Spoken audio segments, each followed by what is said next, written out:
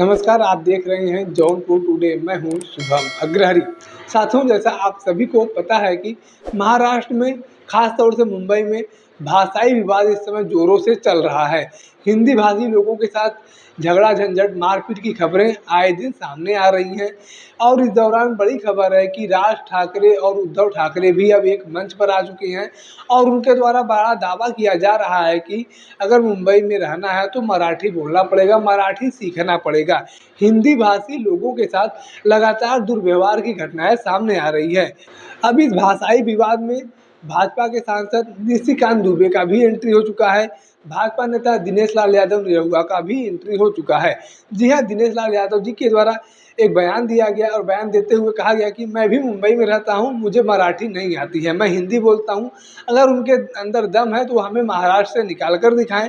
वहीं निशिकांत दुबे के द्वारा भी कहा गया कि आप लोग हिंदी भाषा का इस तरीके से विरोध करते हैं, क्या महाराष्ट्र के लोग अलग अलग प्रदेशों में नहीं रहते हैं? आप अगर यहाँ पर आ जाएंगे, बिहार में आ जाएंगे, झारखंड में आ जाएंगे तो हम यहाँ से लात मार के भगाएंगे। इस तरीके का बयान निशिकांत दुबे जी के द्वारा दिया गया है।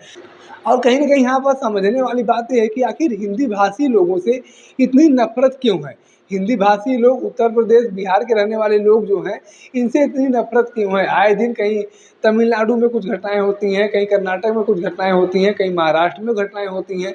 इस तरीके की घटनाएँ आए दिन सामने आती रहती हैं। आखिर हिंदी भाषी लोगों के द्वारा ऐसा क्या किया जाता है कि ये लोग इतना नफ़रत करते हैं? भाई, आप लोग इंग्लिश का तो नफ़रत नहीं करते हैं, आप लोग महाराष्ट्र में रहकर कन्नड़, तमिल, तेलुगु, मलयालम का विरोध नहीं करते हैं, गुजराती का विरोध नहीं करते हैं, लेकिन हिंदी भाषी लोगों का विरोध करते हैं। वहीं कर्नाटक की बात किया जाए तो वहाँ पर भी हिंदी भाषी लोगों के साथ दुर्व्यवहार की घटनाएँ सामने आती हैं। जबकि हिंदी भाषी लोग उत्तर प्रदेश या बिहार के जो रहने वाले लोग हैं, वो जाते हैं तो ऐसा नहीं है कि वहाँ पर भीख मांगने जाते हैं या चोरी चकारी करने के लिए जाते हैं। वह कहीं भी जाते हैं तो अपना मेहनत करके ही कमाते हैं। वो कहीं भी जाते हैं काम धंधा के सिलसिले में ही जाते हैं, रोजगार के सिलसिले में ही जाते हैं और वहाँ पर वह मेहनत करके ही पैसे कमाते हैं। ऐसा ऐसा नहीं है कि वहाँ पर चोरी चकारी करते हैं या फिर भीख मांगने का काम करते हैं। किसी का एहसान के तले वो नहीं दबते हैं, वो अपनी मेहनत के बलबूते वहाँ पर काम करते हैं और उस काम का वो पैसा लेते हैं। ऐसा तो नहीं है कि उन्हें फ्री में पैसा मिलता है और फ्री की वजह से आप लोग उनका विरोध कर रहे हैं। भाई, वो आपके यहाँ मेहनत करते हैं, वो आपके यहाँ मजदूरी करते हैं, तब उनको आप पैसा देते हैं ना। ऐसा तो नहीं है कि फ्री में आप लोग पैसा देते हैं और इस तरीके का दुर्व्यवहार उनके साथ कर रहे हैं। और रही बात हिंदी भाषा की, तो यह भाषा लगभग हर देश में जानी जाती है और लगभग भारत में भी हर जगह बोली जाती है, लगभग हर जगह बोली जाती है। ऐसा नहीं है कि सिर्फ यूपी और बिहार में ही बोली जाती है। अगर भाषाई विवाद इतना ही करना है तो आप लोग भी अपने अपने प्रदेश के लोगों को अपने ही प्रदेश तक सीमित रखिए। उन्हें भी उत्तर प्रदेश, बिहार, झारखंड आने का मौका ना दीजिए, वह भी यहाँ नहीं आए। और महाराष्ट्र के लोग भी तो कहीं न कहीं जाकर जॉब वॉब करते हैं।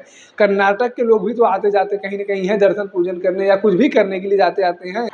तमिलनाडु के लोग भी तो कहीं न कहीं आते-जाते हैं, जॉब करते हैं, कुछ भी करते हैं। वो इसी तरह महाराष्ट्र के लोग भी करते होंगे। तो ऐसा नहीं है कि एक स्टेट का आदमी दूसरे स्टेट में जाकर काम नहीं करता है।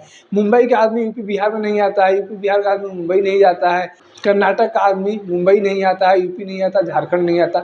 आते तो सब लोग हैं। अभी हमारे बगल में बनारस है, बनारस में जाइए देखिए कितने साउथ के लोग रहते हैं, कितनी अधिक संख्या में साउथ के लोग रहते हैं। लेकिन क्या बनारस के लोगों ने, उत्तर प्रदेश के लोगों ने कभी उनका विरोध किया? नहीं किया। वो अपने मन से जो भाषा उनको आती है वो बोलते हैं अपने लोगों के बीच में। उन्हें उनसे तो किसी प्रकार कोई दुर्व्यवहार की घटना सामने नहीं आती हमारे उत्तर प्रदेश के लोगों के द्वारा या बनारस के लोगों के द्वारा।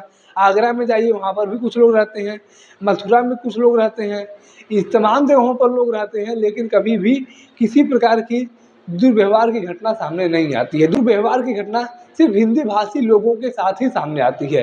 यह बहुत बड़ा मुद्दा है। हिंदी भाषी लोगों के साथ लगातार दुर्व्यवहार की घटनाएं सामने आती हैं और इसका बड़ा बाकायदा गर्वित होकर महिमा मंडन भी किया जाता है कि जो मराठी नहीं बोलेगा उसे महाराष्ट्र में रहने का कोई अधिकार नहीं है।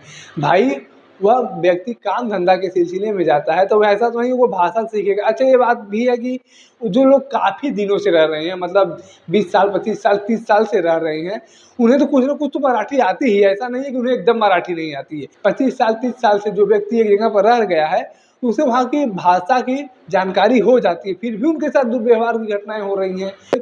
एक तरफ जहां महाराष्ट्र सरकार के द्वारा दावे किए जा रहे हैं कि भाषाई विवाद को नहीं चलने दिया जाएगा, मराठी होने पर हमें गर्व होना चाहिए, मराठी भाषा पर हमें गर्व होना चाहिए, लेकिन ऐसा नहीं है कि हर किसी पर मराठी भाषा को थोपा जाए। लोग अपने काम के सिलसिले में आते हैं, रोजगार के सिलसिले में आते हैं, काम काज करते हैं, मेहनत करके पैसा कमाते हैं, तो उनके ऊपर मराठी भाषा सीखने का दबाव नहीं डालना चाहिए। तो वहीं उद्धव ठाकरे हैं, राज ठाकरे हैं, इस तरीके के तमाम लोगों के द्वारा मराठी मानुस को भड़काने का काम किया जाता है और कहा जाता है कि हिंदी भाषी लोगों के साथ मारपीट करो, उन्हें मराठी सीखने पर मजबूर करो। और अब तो बाकायदा एक खबर और भी सामने आई है कि राज ठाकरे के द्वारा कहा गया कि बाकायदा जो लोग हिंदी भाषी लोग हैं उनके साथ उनको सबक सिखाओ और इसका वीडियो सोशल मीडिया पर मत डालो। मतलब कि अभी तक जो बातें सामने आ जा रही थी, खुल जा रहा था पोल, अब उस पोल को दबाने का भी प्रयास किया जा रहा है। हिंदी भाषी लोगों के साथ इस तरीके की घटनाएं आए दिन सामने आती हैं और कहीं न कहीं लोगों में अविश्वास पैदा करने की स्थिति अब बनती जा रही है। हम तो अपने पूरे भारत को एक मानते हैं, पूरे भारत को एक अपना घर मानते हैं। हिंदी भाषी लोग जहाँ भी रहते हैं, बड़े ही मेहनत और शालीनता, तल्लीनता से काम करते हैं, एक अपना घर मानकर काम करते हैं। लेकिन इस तरीके की घटनाएँ जो आती हैं, इससे कहीं न कहीं अविश्वास पैदा होता है। ऐसा नहीं है कि महाराष्ट्र सिर्फ मराठी लोगों का है, महाराष्ट्र तो सबका है, उत्तर प्रदेश भी सबका है, बिहार भी सबका है, झारखंड भी सबका है, पूरे भारतवर्ष का ये है। लेकिन यहाँ पर अब भाषाई विवाद कुछ ज़्यादा ही बढ़ने लगे हैं। बाकी इस पूरे घटनाक्रम को लेकर आपके पास कोई जानकारी है, कोई राय है, तो आप कमेंट बॉक्स में लिख सकते हैं। अगर आप वीडियो को फेसबुक पर देख रहे हैं तो पेज को फॉलो करें, यूट्यूब पर देख रहे हैं तो चैनल को सब्सक्राइब करना ना भूलें। साथ ही साथ आप हमारे पेज को, हमारे चैनल को इंस्टाग्राम और ट्विटर पर भी फॉलो कर सकते हैं। धन्यवाद।